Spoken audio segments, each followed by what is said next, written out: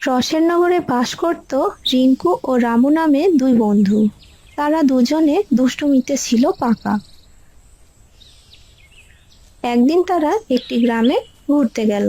ঘুরতে ঘুরতে তারা একটি আমবাগান দেখতে পেল। ওই দেখ ভাই, কত বড় আম বাগান, আর কত আম ধরেছে। হ্যাঁ ভাই, আমগুলো কত সুন্দর, পেকে গাছে ঝুলছে, দেখেই খেতে ইচ্ছে করছে। ঠিক বলেছিস ভাই, খুব ক্ষুধা লেগেছে। চল না কটা আম পেড়ে খাই। আম পারবি কিভাবে? বাগানের গেটে দুজন পাহারাদার আছে, আর আমার মনে হয় না যে যদি আমরা ওনাদের থেকে আম চাই তবে ওনারা আমাদের আম দেবে। ঠিক বলেছিস ভাই, কিন্তু আমার তো খুব ক্ষুধা লেগেছে। এই বাচ্চারা, এখানে দাঁড়িয়ে দাঁড়িয়ে আম গাছের দিকে কি দেখছো? তাড়াতাড়ি যাও এখান থেকে। যাচ্ছি যাচ্ছি, আমরা এখানে থাকতে আসিনি। দেখলি তো, আমাদের এখানে দাঁড়িয়ে থাকতে দিচ্ছে না। একটা কাজ করি, এরা শুধু গেটেই দাঁড়িয়ে আছে। আমরা যদি বাগানের পিছনে যাই তবে ওরা বুঝতে পারবে না। ঠিক বলেছিস, চল আমরা পিছনের দিকে যাই। এই বলে রিঙ্কু আর রামু বাগানের পিছনে আসলো। আর দুজনে দুটো গাছে উঠে আম পেড়ে গাছ থেকে নামার সময় রামু গাছের ডাল ভেঙে মাটিতে পড়ল। গাছের ডাল ভাঙার শব্দ পেয়ে একজন পাহারাদার বলল, কিছু একটা শব্দ পেলি তুই? হ্যাঁ, মনে হচ্ছে যেন গাছের ডাল ভেঙেছে। চল তো গিয়ে দেখি। এবার দুজনে গিয়ে দেখলো যে রিঙ্কু আর রামু আম চুরি করেছে। তা দেখে বলল, কে আম চুরি করছিস? দাঁড়া, দাঁড়া বলছি। রিঙ্কু আর রামু দুজনে দুজন পাহারাদারকে ধাক্কা দিয়ে সোজা দৌড় শুরু করলো। তারা দৌড়তে দৌড়তে একটি জঙ্গলে গেল। খুব জোর বাঁচা বেঁচে গেছি, আর একটু হলে তো ধরেই ফেলতো। হাঁটতে হাঁটতে একজন সাধু বাবাকে দেখলো। সেই সাধু বাবা ধ্যান করছিল এবং সাধু বাবার সামনে রাখা জলের পাত্রে একটি কাপ পটি করে দিয়েছে। তা দেখে রিঙ্কু সেই সাধু বাবাকে বলল, সাধু বাবা, ও সাধু বাবা, আপনি একটু চোখ দুটো খুলুন না। দেখুন, আপনার জলের পাত্রে একটি কাক পটি করেছে। রিঙ্কুর এইরকম ডাকাডাকিতে সাধু বাবা রেগে গিয়ে, মূর্খ বালক, তুই আমার ধ্যানের ব্যাঘাত করেছিস। আমি তোকে অভিশাপ দিচ্ছি। তোর কান হাতির কানের মতো বড় হোক। এরপর সাধু বাবার অভিশাপ দেওয়া মাত্রই রিঙ্কুর কান দুটো হাতির কানের মতো বড় হয়। না সাধু বাবা, না, আমি আপনাকে বিরক্ত করতে চাইনি। দয়া করে আপনি আপনার অভিশাপ ফিরিয়ে নিন। আমি তো এই হাতির মতো বড় বড় কান নিয়ে ঘরের বাহির হতে পারবো না। সাধকের মুখের অভিশাপ একবার বের হলে আর কখনো ফেরানো যায় না। এরপর রিঙ্কু হাতির মতো বড় বড় কান নিয়ে কাঁদতে কাঁদতে বাড়ি আসলো।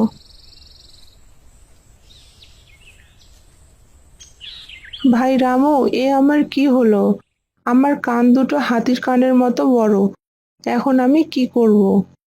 রিঙ্কু, এত কান্নাকাটি করিস না, সব ঠিক হয়ে যাবে। কি করে ঠিক হবে সবকিছু? আসলে আমাদের জঙ্গলে যাওয়াটাই ঠিক হয়নি। ঠিক বেঠিক আমি জানি না। এখন ভাব যে আমার কান দুটো আগের মতো কিভাবে হবে। এরপর রিঙ্কু আর রামু দুজনে ভাবতে লাগলো যে কিভাবে কান দুটো আগের মতো করা যায়। এই ভাবতে ভাবতে দুজনে পাগল প্রায় অবস্থা।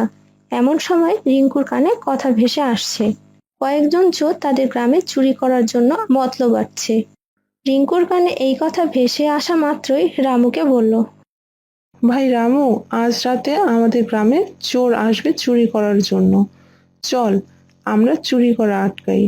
এরপর রিঙ্কু আর রামু তাদের গ্রামে চোরেদের জন্য ওৎ পেতেছিল এবং চোর আসা মাত্রই তাদের ধরে ফেলল। আচ্ছা রিঙ্কু, তুই কিভাবে জানিস যে আজ গ্রামে চোর আসবে? তোকে কে বললো? আমাকে তো কেউ বলেনি। আমার কানে চোরেদের কথা ভেসে আসলো যে তারা চুরি করার জন্য আসবে, তাই তোকে বললাম। তোর কানে চোরেদের কথা ভেসে আসছে? হ্যাঁ ভাই, শুধু চোরেদের কথাই নয়, আরো অনেক দূরের শব্দও ভেসে আসছে আমার কানে। ইচ্ছে করছে এই হাতির মতো বড় কান দুটোকে খুলে রেখে দেই। ও আচ্ছা, তোর কান দুটো তাহলে বড় হয়ে অনেক উপকারী হয়েছে বলতে হবে। এরপর একটি বাচ্চা 4 তলার বাড়ির ছাদে খেলতে খেলতে পা ফসকে ছাদ থেকে পড়ে যাচ্ছে। সেই বাচ্চাটি ছাদের হাতল ধরে ঝুলছে আর চিৎকার করে বলছে, আমাকে বাঁচাও, আমাকে বাঁচাও, কে কোথায় আছো, আমাকে বাঁচাও। এবার রিঙ্কুর কানে সেই বাচ্চাটির কান্নার শব্দ ভেসে আসছে এবং রিঙ্কু রামুর সাথে কথা না বলেই সোজা দৌড় শুরু করলো। রিঙ্কুর পিছনে রামুও দৌড়তে লাগলো। এক পর্যায়ে রিঙ্কু দৌড়তে দৌড়তে রিঙ্কুর কান দুটো বাতাসে প্রজাপতির ডানার মতো ঝাপটাতে লাগলো এবং উঠতে শুরু করলো। রিঙ্কু তার হাতির মতো বড় বড় কান দিয়ে উড়ে উড়ে সেই বাচ্চাটির কাছে গেল এবং তাকে কোলে নিয়ে ছাদ থেকে নামিয়ে দিল। এবার রামু রিঙ্কুর পুরো ঘটনাটি খেয়াল করলো যে রিঙ্কু তার হাতির মতো বড় কান দিয়ে শুধু 2 গ্রাম দূরের শব্দই পাচ্ছে তা নয়, রিঙ্কু তার কান দিয়ে উঠতেও পারছে এবং ইচ্ছে করলে সে হয়তো আরো কিছু ভালো কাজ করতে পারবে। আচ্ছা রামু, আমি তো দৌড়চ্ছিলাম, আমি কখন উঠতে শুরু করলাম? তুই দৌড় দিতে শুরু করলি। যখন তুই খুব জোরে দৌড় দিলি তখনই তোর কান দুটো বাতাসে ঝাপটাতে শুরু করলো এবং ঝাপটাতে ঝাপটাতে উঠতে শুরু করলি। কেন, তুই বুঝতে পারিসনি? না রে ভাই, আমার কান দুটো হাতির কানের মতো বড় হওয়ার পর থেকে আমার পাগল পাগল মনে হচ্ছে, কিছুই বুঝতে পারছি না। তুই বুঝতে না পারলেও আমি বুঝতে পারছি। তোর হাতির মতো বড় বড় কান দিয়ে যে মানুষ বিপদে পড়লে সেই শব্দটাই তোর কানে আগে ভেসে আসছে, আর তুইও তাদের বিপদের কথা শুনে সাহায্য করার জন্য যাচ্ছিস। তুই ইচ্ছে করলে খুব সহজে এক জায়গা থেকে অন্য জায়গা যেতে পারবি এবং কারো যদি বিপদ আসে সেটাও তুই আগে থেকেই সতর্ক করে দিতে পারবি। এরপর রিঙ্কু তার হাতির মতো বড় বড় কান দিয়ে লোকের উপকার করতে শুরু করলো এবং লোকমুখে রিঙ্কুর নাম ছড়িয়ে পড়লো। সবার মুখে মুখে শুধু রিঙ্কু আর রিঙ্কু। এক পর্যায়ে সেই সাধু বাবার কানেও রিঙ্কুর হাতির মতো বড় বড় কানের কথা গেল যে রিঙ্কু তার হাতির মতো বড় বড় কান দিয়ে লোকের উপকার করছে। সেটা যাচাই করার জন্য সাধু বাবা নিজে আসে রিঙ্কুকে দেখার জন্য এবং দেখে যে লোকমুখের রিঙ্কুর কথা সত্যি। এবার সাধু বাবা রিঙ্কুকে ডেকে বলল, রিঙ্কু, আমি রেগে তোমাকে অভিশাপ দিয়েছিলাম যে তোমার হাতির মতো বড় কান হোক, কিন্তু আমি এখন তোমার উপর সন্তুষ্ট, কারণ তুমি আমার দেওয়া অভিশাপকে আশীর্বাদে পরিণত করে লোকের উপকার করছো। তাই এখন আমি তোমাকে আশীর্বাদ করছি যে তোমার কান আগের মতো ছোট হোক, কিন্তু সেই ছোট কান দিয়েও তুমি 2 গ্রাম দূরের কথাও শুনতে পাবে। আর যখন কেউ বিপদে পড়বে তখন তুমি ইচ্ছে করে তোমার ছোট কান দুটোকে হাতির কানের মতো বড় করে সাহায্য করতে পারবে। এরপর থেকে রিঙ্কু আর রামু দুজনে দুষ্টুমি করতো না, কিভাবে লোকের উপকার হয় তা নিয়ে ব্যস্ত থাকতো। আর সাধু বাবার আশীর্বাদে রিঙ্কু তার কানগুলো তখনই ব্যবহার করত যখন দেখতো যে কোনো লোক বিপদে পড়েছে, আর যখন ইচ্ছে তখন ছোট, আর যখন ইচ্ছে তখন সে কান দুটোকে বড় করতো।